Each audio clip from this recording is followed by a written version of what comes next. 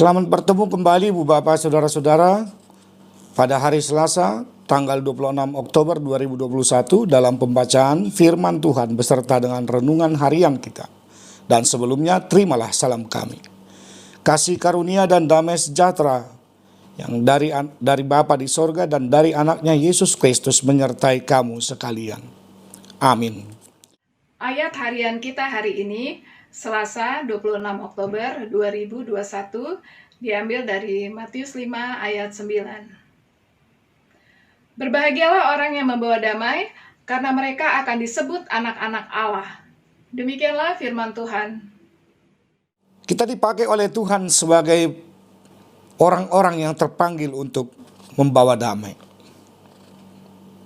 Ketika Allah telah memperdamaikan dirinya kepada kita di dalam Yesus Kristus. Dan Yesus Kristus secara khusus menyampaikan pesan itu. Pesan yang datang dari surga. Bahkan ketika kita teringat dengan apa yang dikumandangkan oleh para malaikat saat Yesus telah lahir di Bethlehem itu. Mereka menyebut kemuliaan bagi Allah di tempat yang maha tinggi dan damai sejahtera di bumi di antara manusia yang berkenan kepadanya.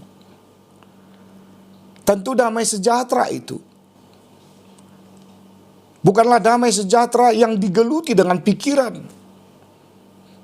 Bukanlah yang digeluti dengan hati manusia, tetapi ketika kita bergumul di dalam iman percaya kita sebagai buah daripada iman percaya, hendaknya kita menghadirkan damai di tengah-tengah kehidupan kita. Kalau Allah bisa memperdamaikan dirinya dengan kita, kenapa kita manusia tidak bisa memperdamaikan diri kita dengan saudara-saudara kita, memperdamaikan diri kita dengan alam ini, memperdamaikan diri kita secara pribadi, hati, pikiran, mulut, pendengaran, bahkan tangan beserta dengan kaki ketika melangkah dan bekerja. Hati kita penuh dengan kedamaian. Karena ketika damai sejahtera itu hadir dalam kehidupan kita, atau ketika kita bisa tersenyum setiap hari karena telah diberikan damai sejahtera dari Tuhan, kenapa kita tidak berbagi senyum itu kepada orang lain? Berbagi sukacita itu kepada orang lain. Sama seperti ketika kita bisa berbagi damai. Itu adalah hasil karunia daripada Tuhan. Ibu bapak, saudara-saudara, orang-orang Kristen terpanggil untuk membawa damai bukan karena ada peperangan secara senjata. Namun di tengah-tengah pergumulan kita, di tengah-tengah persekutuan kita, di tengah-tengah pengharapan kita, dan di tengah-tengah kesaksian iman kita, damai inilah yang harus selalu kita pakai. Karena hanya orang-orang yang membawa damai dan hanya orang-orang yang mau berdamai, mereka lah yang disebut dengan anak-anak Allah. Terus yang tidak membawa damai, anak siapakah dia? Anak dunia ini? Anak iblis? Saya tidak bisa mengatakan. Tetapi Tuhan mengerti dan mengetahui. Dan Tuhan yang menentukan kita. Anak siapa sebenarnya? Makanya lebih lanjut lagi, Paulus pernah mengingatkan orang-orang di Roma. Setiap orang yang dipimpin Roh Allah adalah anak-anak Allah. Roh itulah yang menyampaikan kepada kita saat ini untuk melakukan yang sesuai dengan kehendak Tuhan. Jikalau engkau mau menjadi anak-anak Tuhan atau ketika engkau mau disebut sebagai anak-anak Tuhan, berdamailah dengan saudaramu. berdamailah dengan dirimu. Berdamailah di tengah-tengah persekutuanmu. Berdamai jugalah di tengah-tengah pekerjaanmu. Berdamai juga di tengah-tengah studimu, anak-anak kami. Terutama menghadirkan damai itu harus di dalam hati yang bersih. Bukan damai yang munafik, tapi damai yang lahir dari hati sanubari yang terdalam oleh karena iman kita berkata, iman kita mengajarkan kepada kita, iman kita telah menyadari bahwa kita adalah anak-anak Allah. Kita telah menjadi anak-anak Allah ketika dunia ini diciptakan. Allah tidak pernah menyebut Adam dan Hawa itu sebaik ditempatkan di dunia ini sebagai anak dunia. Tetapi mereka adalah ciptaan Allah. Berarti milik kepunyaan Allah. Mereka adalah Imago Dei. Wajah Allah hadir dalam kehidupan manusia. Jangan pernah melalaikan tugas dan tanggung jawabmu. Dan lebih lanjut lagi, berbahagialah orang yang membawa damai. Itu juga harus menjadi kekuatan di dalam spiritualitas kita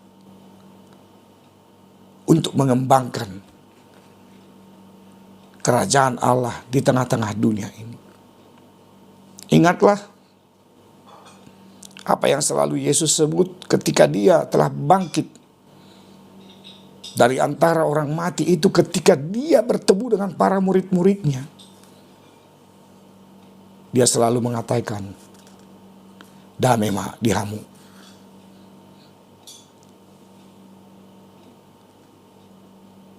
Damailah bagimu.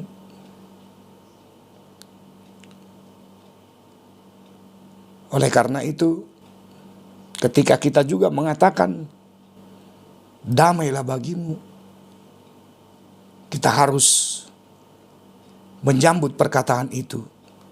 Demikian juga dengan kamu. Orang Batak asal bertemu Horas. Dan ketika kata Horas yang pertama diucapkan kepada kita tidak kita sambut dengan Horas, maka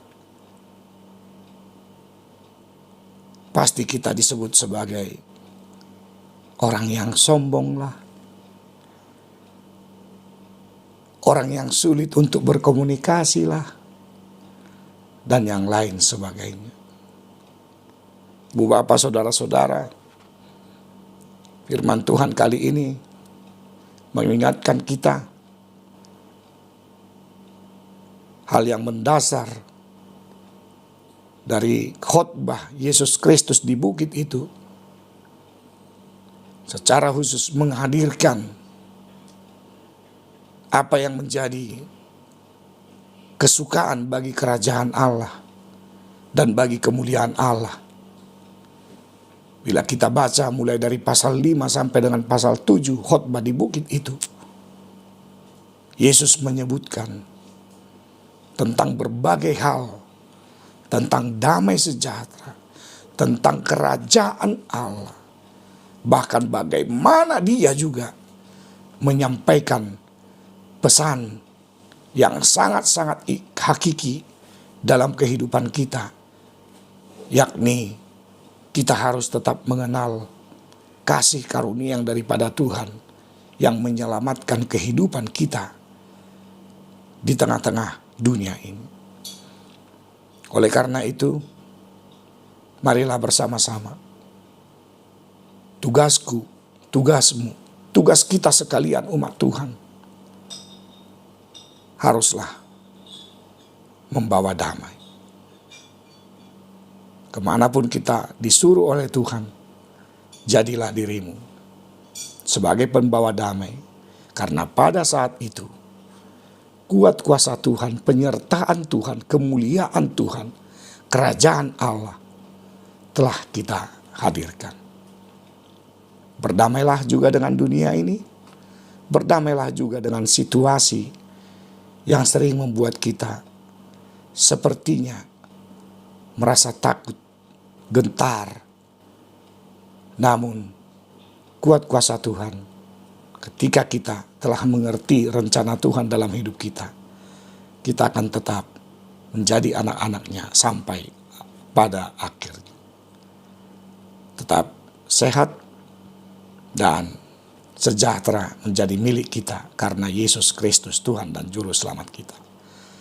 Amin, kita berdoa. Terima kasih Bapa di sorga. Satu tuntutan yang Tuhan berikan kepada kami ketika Engkau mengatakan berbahagialah orang yang membawa damai karena mereka akan disebut sebagai anak-anak Allah. Tuhan, kami mau Engkau sebut menjadi anak-anak-Mu. Oleh karena itu, ajar kami senantiasa untuk menghadirkan damai sejahtera dimanapun kami berada, dimanapun kami beraktivitas, bekerja, belajar, dan juga berpengharapan. Biarlah Engkau yang senantiasa menjagai kami, menjagai hati, pikiran, dan juga perbuatan serta mulut kami. Ketika hati kami berkata damai, biarlah mulut kami juga menyampaikan damai tersebut. Perbuatan kami juga harus tetap membuahkan damai sejahtera yang daripada Tuhan. Terima kasih Tuhan atas pengarahan-Mu bagi kami pada hari ini. Sertai kami sepanjang kehidupan kami. Terima kasih karena Engkau telah memberikan sinar kemuliaan, cahaya yang terang di tengah-tengah bangsa dan negara kami. Kami bersyukur jikalau pandemi sudah semakin surut, kuat kuasa daripada virus itu sudah mulai tidak berkuasa lagi. Tapi semuanya itu kami yakini adalah berkat pengasihan dari Tuhan bagi umat manusia secara khusus orang-orang yang beriman kepadamu. Kami puji nama-Mu senantiasa dalam hidup kami dan Engkaulah yang berkuasa atas hidup kami. Dalam satu hari ini kami serahkan setiap pergumulan kami, setiap pekerjaan kami, setiap apa yang kami miliki hanya ke dalam tangan Tuhan, supaya Engkau juga memberikannya kepada kami di dalam kehidupan yang sejahtera. Dalam Kristus Yesus, ampunkan dosa-dosa kesalahan kami. Jadilah kehendak-Mu, terimalah doa kami. Anugerah Tuhan kita Yesus Kristus, kasih setialah Bapa, dan persekutuan dengan Roh Kudus memberkati kita sekalian. Amin.